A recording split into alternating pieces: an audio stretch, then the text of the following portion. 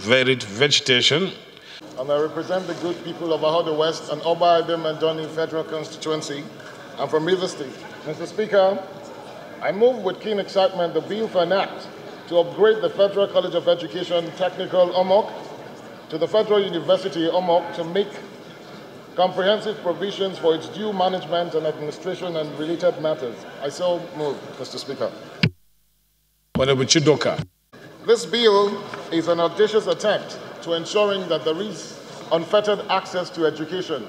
Mr. Speaker, dear colleagues, you will recall that this bill was read for the first time on the 15th of May 2018, and it is primed to enhance the access of quality and technical education with a view to narrowing the gap of the dearth of the technically sound workforce to take up opportunities prevalent in oil and gas industry, even as our minds rivet on education.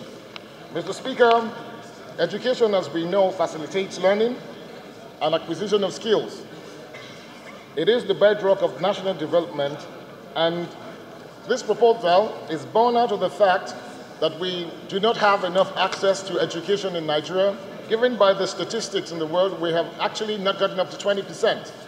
Therefore, this university started as a teachers training college about 32 years ago. It morphed into the FCET, an affiliate of Nsukka, and as it is now, I would not belabor this issue, but I'll just give you a rundown of what the economic importance of this area is. Mr. Speaker, the Awashi region has no university.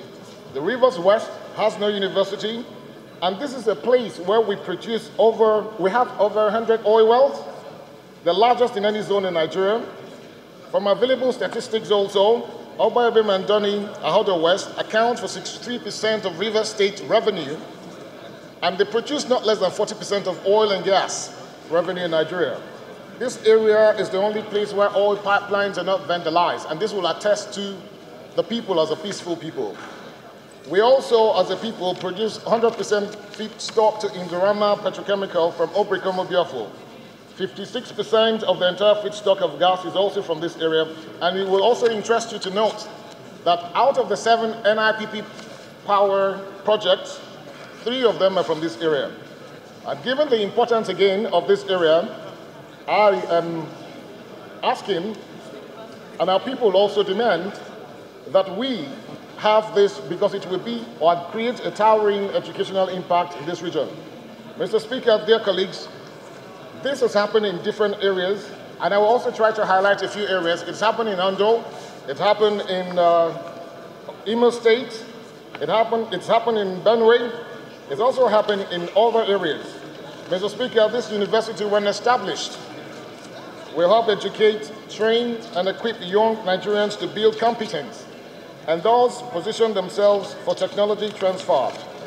Mr. Speaker, dear colleagues, currently the school is sitting on a very large expanse of land with requisite personnel, and if it is properly and effectively utilized, will seat the proposed university comfortably. Mr. Speaker, when established, it will run as a conventional university that will offer courses of study in both conventional and specialized fields of study, including law, medicine, engineering, agriculture, management, social sciences, etc. Right Honorable Speaker, members, the composition of this university and its functions are contained in clauses 6 and 7 of the bill. Part 3 of the bill also empowers the proposed university to make its statutes which shall govern its regulations and internal operations. Honorable members, Part 4 of the bill makes ample provisions relating to the university's supervision and disciplining of academic and non-academic staff, as well as the students of the proposed university. The establishment of a federal university in Omoku River State is in the right direction so as to widen the scope of access to education. I therefore urge my dear colleagues to please support this bill because it will be a huge heraldry quest of education in this country. Mr. Speaker, dear colleagues, given the history of what this school is and what it means to our people, it will not only create employment, it will create access to education. I would like to quote my honorable colleague, Babale, who would say that It is better that we open up access to education, because the day we refuse to do that, we'll be opening up the doors of prisons. I therefore urge my distinguished colleagues to please support this bill, because it means a whole lot to our people and to Nigerians. It will not just serve Onelga people or Rivers people, but the entire country. I thank you for listening, and I pray that you give it speedy passage. Thank you very much. My name is Uchechuku Nnam-Obi, and I represent the good people of Ahado West and Oba Ebementani Federal Constituency and from Rivers State. Well, basically, or if you like, it's important because there is need for government to, grant more access to education in Nigeria. So I know that a lot of people may be thinking about the proliferation of universities. Well, we might as well go back to the era where we had just 3 universities in Nigeria. That's not the essence. Regardless of what's going on, the more people who are educated, the better the country is going to be for. So, to my mind, there's a need for our people to advance technologically, because what we're going to have now is a conventional university that will offer all courses. And for an area that actually gives this country what it does, I'm talking about the economic importance of the area, asking for a university which would be the second presence we have, the second thing we have from federal government apart from the prisons, which is yet to be completed from Shagari era. So if we want a university, I don't think we should be denied that, because it will ensure that our people, especially the young ones who are being lured into nefarious activities, would see the importance of going to school and being educated and leading better lives and contributing their quota to the government of the country. So I think it's very timely. The time is now. And if we upgrade that, it will also boost economic activities in the area. And it got quite a lot of support from my colleagues, and we're hoping for the best. Well, what we have University of Port Harcourt, and we also have the River State University.